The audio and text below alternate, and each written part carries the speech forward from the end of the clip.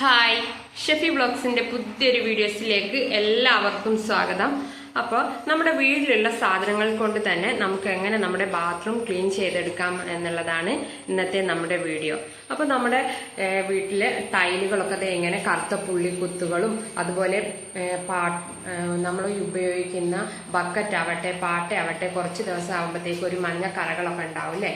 അപ്പോൾ അതൊക്കെ നമുക്ക് എങ്ങനെ പെട്ടെന്ന് തന്നെ ക്ലീൻ ചെയ്തെടുക്കാവുന്നതാണ്. നമുക്കപ്പം വീഡിയോയിലേക്ക് പോകാം.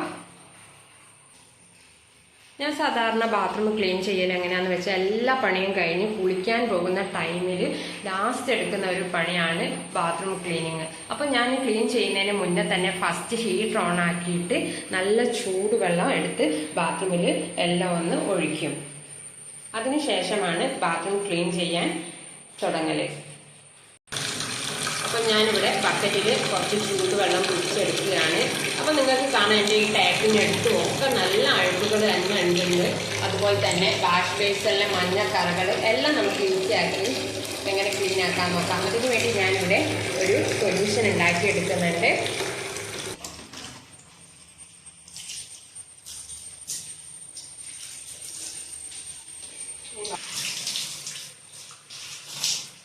ചൂടുള്ളതുകൊണ്ട് തന്നെ കാലൊന്നും കൊള്ളാതെ നോക്കണം. ഞാൻ ആദ്യം കുറച്ച് ഇതിലേക്ക് ഹാൻഡ് വാഷ് ആണ് ഒഴിച്ചു കൊടുക്കുന്നത്. ഇതൊരു നല്ല സ്മെല്ലൊക്കെ കിട്ടാനാട്ടോ. നിങ്ങളുടെ അടുത്ത് കംഫേർട്ട് ഉണ്ടെങ്കിൽ അതും കൂടി ഒഴിച്ചു കൊടുക്കാം. നമ്മുടെ ബാത്റൂം ക്ലീൻ ചെയ്ത് കഴിഞ്ഞാൽ നമുക്ക് നല്ലൊരു സ്മെല്ല് കിട്ടും.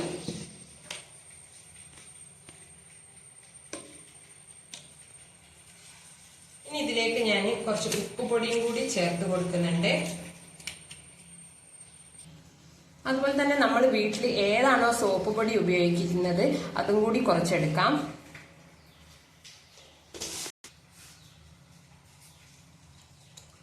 ഇനി ഇതിലേക്ക് ഞാൻ കുറച്ച് വിനാഗിരിയും കൂടി ഒഴിച്ചു കൊടുക്കുന്നുണ്ട്.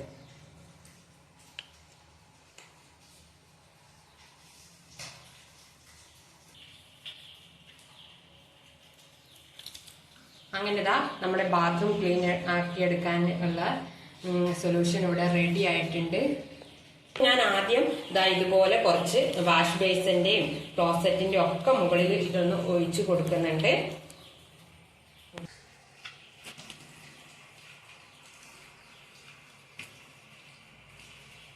അപ്പം ഞാൻ ഇതിവിടെ ഒരു നല്ല നെറ്റ് ക്ലോത്ത് ആട്ടോ എടുക്കുന്നത്. ടൈലൊക്കെ ക്ലീൻ ആക്കുന്നതുകൊണ്ട് നമുക്ക് നെറ്റിന്റെ ക്ലോത്ത് ഉണ്ടെങ്കിൽ അതാണ് ഏറ്റവും അടിപൊളി. അങ്ങനെ ഞാനിവിടെ നല്ല പോലെ ഒന്ന് തേച്ച് കഴുകി കൊടുക്കുന്നുണ്ട്.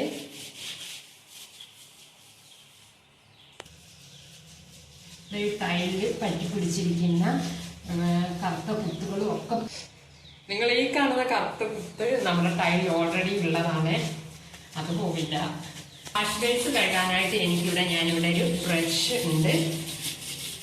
എല്ലാവരും വാഷ് ബേസ് ക്ലീൻ ചെയ്യുമ്പോൾ അതേ ബ്രഷ് തന്നെ യൂസ് ചെയ്യുക.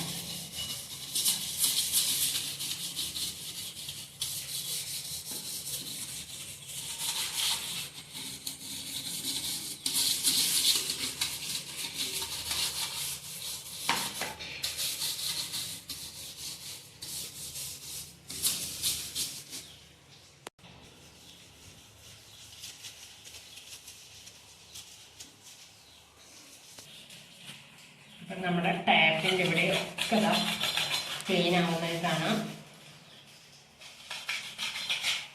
പൈപ്പിന് കുറച്ച് ചൂടുണ്ട് കേട്ടോ, ചൂടുവെള്ളം എടുത്തുകൊണ്ടാണ്.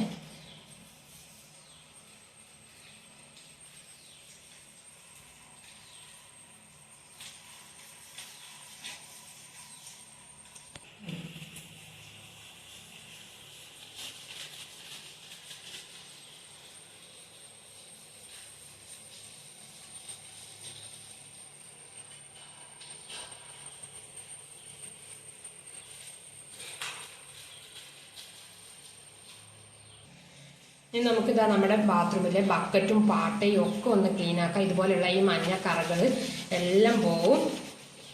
പിന്നെ നമ്മുടെ ബക്കറ്റിൽ 2-3 ദിവസം കഴുകാതെ നിൽക്കുമ്പോൾ പാട്ടയിൽ ഉണ്ടാവുന്ന ഒരു കൊഴുപ്പുണ്ടാവുമല്ലോ, അതെല്ലാം നമുക്കിതുകൊണ്ട് തന്നെ മാറ്റിയെടുക്കാം.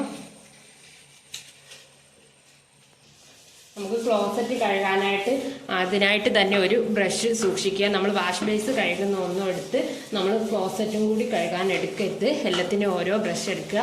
അതുപോലെ തന്നെ നമ്മുടെ ബാത്റൂം എപ്പോഴും ക്ലീൻ ആയിരിക്കാനായിട്ട് നമുക്ക് ബാത്റൂമിനകത്തേക്ക് കയറുമ്പോൾ ഒരു ചെരുപ്പ് അതും നോക്കിയാൽ നമ്മുടെ ബാത്റൂം എപ്പോഴും നല്ല വൃത്തിയായിട്ടിരിക്കും.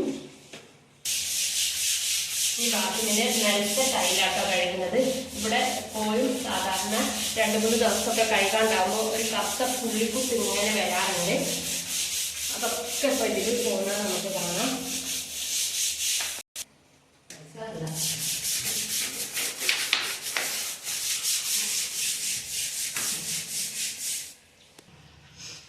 ഇനി നമുക്ക് ഒന്ന് വെള്ളം ഒഴിച്ച് കഴുകാം. നമ്മുടെ വാഷ് ബേസ് എത്രത്തോളം ക്ലീൻ ആയെന്നുള്ളത് നിങ്ങൾക്ക് മനസ്സിലായെന്ന് ഞാൻ വിചാരിക്കുന്നു.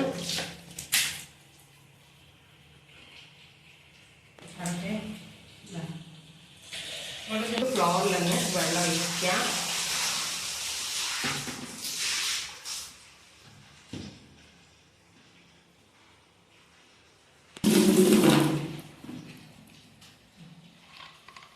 അപ്പൊ നമ്മുടെ പൈപ്പൊക്കെ ഇതാ നല്ല പോലെ ക്ലീൻ ആയിട്ടുണ്ട്.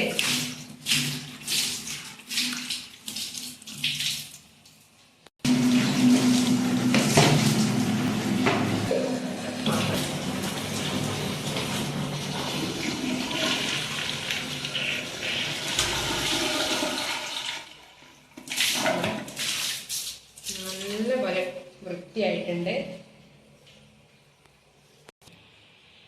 ബാത്റൂമിലെ ഗ്ലാസ് കഴുകാറ് എങ്ങനെയാന്ന് വെച്ചാല് നല്ല ന്യൂസ് പേപ്പർ ഉണ്ടാവുമല്ലോ, കടലാസ്, അതിട്ട് ഉരച്ചൊന്ന് കഴുകിയാല് നല്ല ക്ലീൻ ആയി കിട്ടും കേട്ടോ. പാടുകളും പിന്നെ അതുപോലെ നമ്മൾ കുളിക്കുമ്പോൾ ഉള്ള വെള്ളം തെറിക്കുന്നതും ഒക്കെ പോയി കിട്ടും.